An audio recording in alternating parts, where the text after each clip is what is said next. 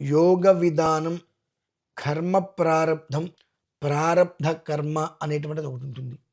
ఇది ఎలా ఉంటుందంటే అమ్మా, మన ఆలోచనలన్నీ కూడా అక్కడెక్కడో ఉంటాయి. హ్మ్. చాలా ఊర్ధ్వంలో ఉంటాయి.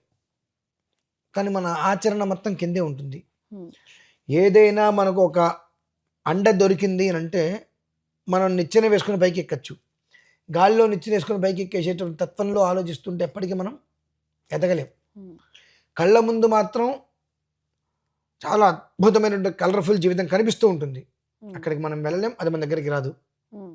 అది స్వతహాగా కూడా వృషభ రాశి వారి తత్వం ఎలా ఉంటుంది అనంటే, ఇది కొంతమంది కోపాలు రావచ్చు. పెట్టే చేతిని నరికే తత్వం. హ్మ్. అంటే మనం ఎవరికైనా ఉపకారంగా ఉన్నాం. వాళ్ళు అడిగిన ప్రతిసారి మనం ఉపకారంగానే ఉంటూ ఉండాలి. అడగకుండా కూడా మనం ఉపకారంగా ఉంటూ ఉండాలి. మనం ఎప్పుడైతే ఉపకారంగా లేమో, నువ్వెంత నీ బ్రతుకు ఎంత పోతలిగినట్టుగా మాట్లాడతారు. హ్మ్. నువ్వేం పెట్టావు, అసలు నువ్వేం చేసావు? నువ్వు చేసిందేంటి? ఈ యొక్క నిరంకుశ తత్వం, వాళ్ళకి అహంకారం అనేటువంటిది జన్మతహాగానే ఉంటుంది. నువ్వెవడివి చేయటానికి? నాకు హ్మ్. తెలుసు.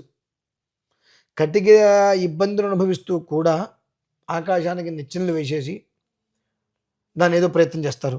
ఆ నిచ్చెనని ఏదైనా ఒక ప్రయత్నం చేసి మనం పట్టుకుందాం అనుకుంటే, నా నిచ్చెన పట్టుకున్నప్పుడు నువ్వెవడివి? హ్మ్. అనే తత్వంతో వారు స్వతహాగానే వారి జీవితాన్ని ఇబ్బంది పెట్టుకుంటూ ఉంటారు.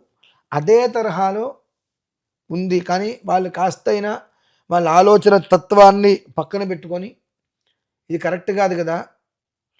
ఉపకారం చేసే వ్యక్తికి మనం ఉపకారం చేయకపోయినా పర్లేదు, అపకారం చేయకూడదు అనేటువంటి ఒక ఆలోచనలో కనుక రాగలిగితే, మంచేంటి, చెడేంటి, ఎలా ఉంటున్నాము, ఎలా ఉండవలసింది, ఎలా ఉన్నాము, ఎలా ఉండాలి అనేటువంటి ఒక ఆలోచన చేసుకొని, భగవంతుడికి నమస్కారం చేసుకొని, మరలా ఇంకొకసారి సుబ్రహ్మణ్యేశ్వర స్వామి వారికి నమస్కారం చేసుకొని, తండ్రి జరిగిందేదో జరిగిపోయింది.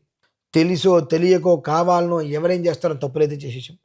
ఇకపై ఒక ప్రణాళికతో నిబద్ధత ఉండే ప్రయత్నం చేస్తాను తండ్రి అనేటువంటి ఒక మనస్ఫూర్తిగా చేసిన తప్పుని ఒప్పుకొని భగవంతుడికి నమస్కారం చేసుకోగలిగితే జీవితం ముందుకు వెళ్ళటానికి ఏదైనా అవకాశం ఏర్పడుతుంది మా వల్ల.